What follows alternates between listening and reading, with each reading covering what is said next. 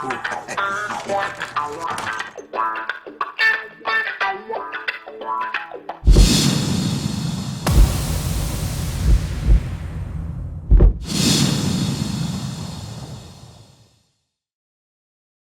going to go with something else here, something a little more affordable, okay? This is Condor bush lure, okay? Condor bush lure. I put my own thumb scallops in it with a Dremel tool, okay? Makes it a more effective carver, okay? I also put a bow drill divot in the spine so that I can use the rest of the spine for shaving stuff, okay? I don't always do this. This was kind of an experiment that I was trying. It works, okay? Problem is, you can only use one side of these bow drill divots because that's where the burr builds up on whatever side. It depends on which side you are grinding on, you know what I mean? Whether you got it this way or you got it this way grinding. You know, if you're grinding this way, the bevel builds up on this side, the burr. If you're grinding this way, the burr builds up on this side, something like that, okay? Anyway, pretty effective, all right? I'm not sure whether Condor, I think they're pretty sharp. I think they're pretty sharp spines when you get them right out of the box. I've modified this one a little bit, bow drill divots, okay? Right in the middle. Sometimes I'll put bow drill divots right here because it's easier to grab this knife this way, okay?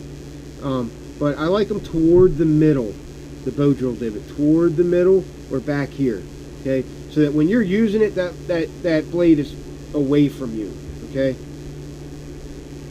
So that's where Mike Wallace puts them. You know, he puts them toward the end of the handle most of the time. Okay, so the Condor bush lure for an economical workhorse. It's a great knife. 0 degree Scandi grind. Great. A Mora. Okay, some more Bushcraft Black. More Bushcraft Black. Completely reliable. The tang only goes back to about here. Okay. It tapers a little bit. Okay, it's got holes drilled in it to reduce the weight a bit. Okay. All but the hardest of work you'll get out of this knife. Okay. I wouldn't go batoning anything too big with it. It might not take it. It might snap on you. Okay. Great blades and very affordable. Okay. I want to show you another one from Mora. That's my favorite. Hold on for a sec.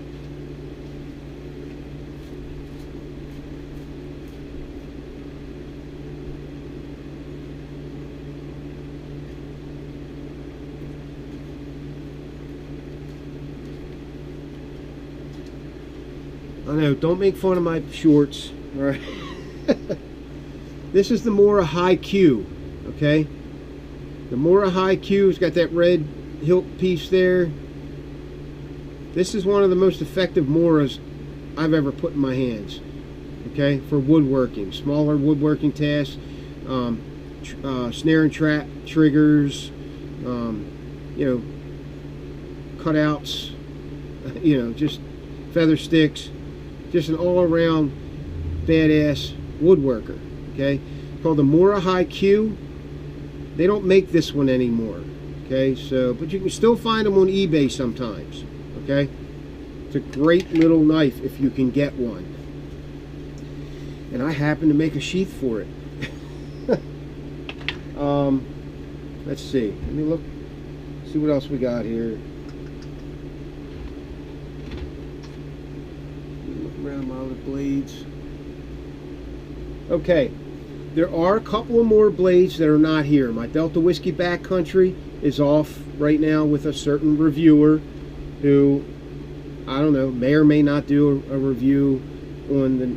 I told him, I said, please don't do the review if you don't like the knife. Okay? And I'm okay with people not liking the knife. I like it. I know it works. Okay? So if you want to trust in my recommendations, then so be it. If not, so be it. Okay? I'm here to help guys with suggestions based on my own experiences. Okay? So The other knife that's not here. What other knife's not here? Oh, the BMF2. Okay, the BMF2 that got lost in the mail. Went to the neighbor's house. They denied they have it. Okay, really irritates me. All right, really irritates me. But I don't like speaking negative of people. So, you know, karma. Karma. That's all I got to say about karma. Okay, the LMF1 again. This is the one Mike Wallace makes. A little more high-end custom knife. Okay, like I said, I'm working with another knife maker now to make a more affordable system for the LMF1 and the BMF2.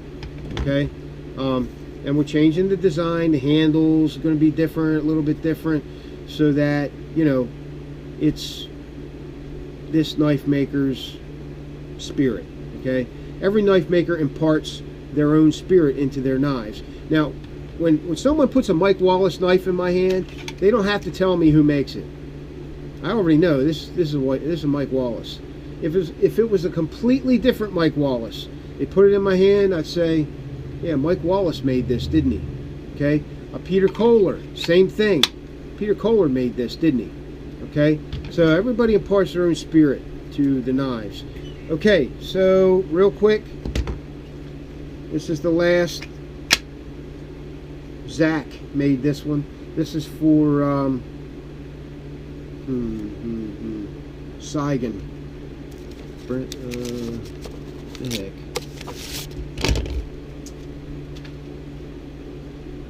Grant Saigon.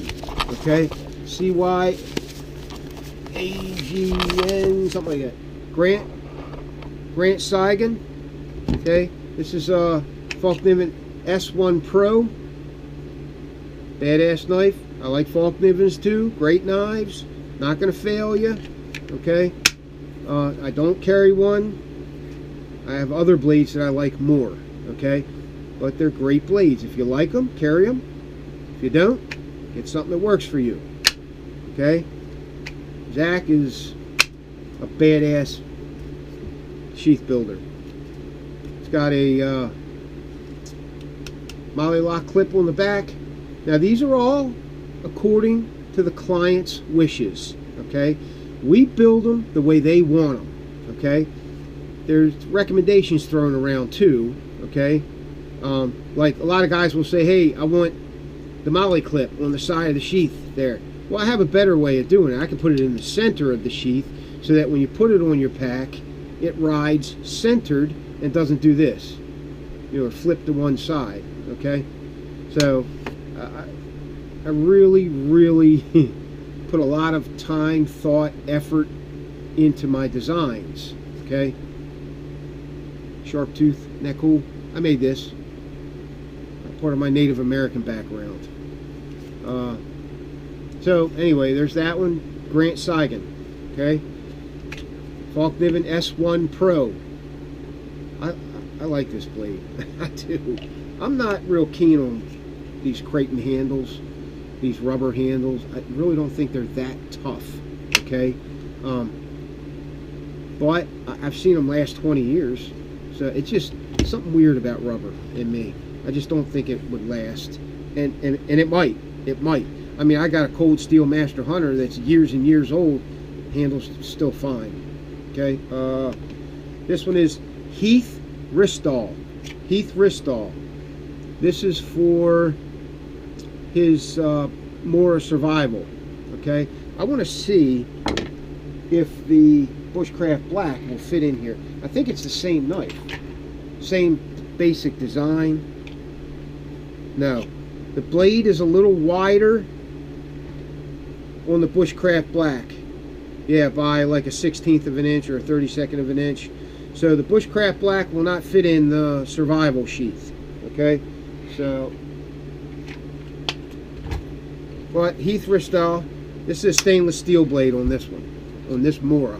Okay, Heath Ristall, his ferro rod, his are the handle a little different than the ones that I have. All right, live fire tin on the back. Works real nice. Zach did a great job. Clicks in there. Not going to lose it. 4 different carry positions on the tech lock, ferro rod on the front. Zach is able to do what other guys are not able to do, even myself sometimes. He's able to get a click out of a rubber handle. I don't know how he does it, but more times than not, he gets a click out of a rubber handle. Okay, so Zach is getting pretty good at this. He really is. I am going to have him lighten up the retention just a little bit, but that's what him and I do. He builds a sheath, hands it to me for inspection, and then I say, hey, can you fix this? Just tweak that. Okay.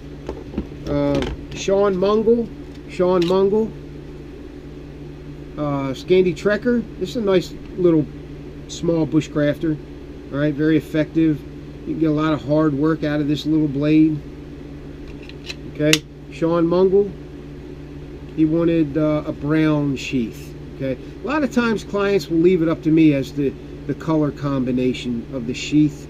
They give me guidelines, and then I choose the Kydex. Okay, because some colored Kydexes run thicker than others, and it's a dance with me.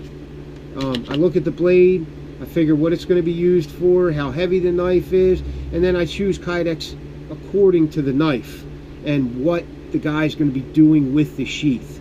Okay, and that's how I choose the Kydex. I am able to get thicker Kydex than 093 and less than 0.125. Okay, I'm able to do that. I'm fortunate in that area there, that I'm able to get thicker Kydex. I have guys that will do that for me. Okay, so there it is, Sean Mungle. The knife doesn't come with it. He wanted me to use my knife. These run pretty close to specs. Okay, I think there's one more in there.